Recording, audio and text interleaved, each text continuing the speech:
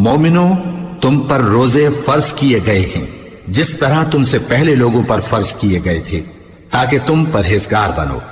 روزوں کے دن گنتی کے چند روز ہیں، تو جو شخص تم میں سے بیمار ہو یا سفر میں ہو تو دوسرے دنوں میں روزوں کا شمار پورا کر لے۔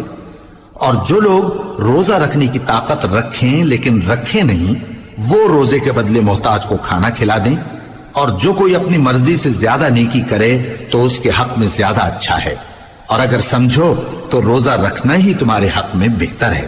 روزوں کا مہینہ رمضان کا مہینہ ہے، جس میں قرآن اول نازل ہوا، جو لوگوں کا رہنما ہے اور جس میں ہدایت کی کھلی نشانیاں ہیں اور جو حق و باطل کو الگ الگ کرنے والا ہے۔ تو جو کوئی تم میں سے اس مہینے میں موجود ہو چاہیے کہ پورے مہینے کے روزے رکھے، اور جو بیمار ہو یا سفر میں ہو تو دوسرے دنوں میں روزے رکھ کر ان کا شمار پورا کر لے۔ اللہ تمہارے حق میں آسانی چاہتا ہے اور سختی نہیں چاہتا، اور یہ آسانی کا حکم اس لیے دیا گیا ہے کہ تم روزوں کا شمار پورا کر لو، اور اس احسان کے بدلے کہ اللہ نے تم کو ہدایت بخشی ہے تم اس کو بزرگی سے یاد کرو اور اس کا شکر کرو۔ اور اے پیغمبر، جب تم سے میرے بندے میرے بارے میں دریافت کریں تو انہیں معلوم ہو کہ میں تو تمہارے پاس ہی ہوں۔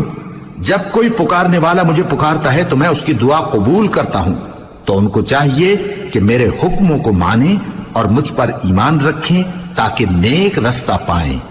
روزوں کی راتوں میں تمہارے لیے اپنی عورتوں کے پاس جانا جائز کر دیا گیا ہے، وہ تمہاری پوشاک ہیں اور تم ان کی پوشاک ہو۔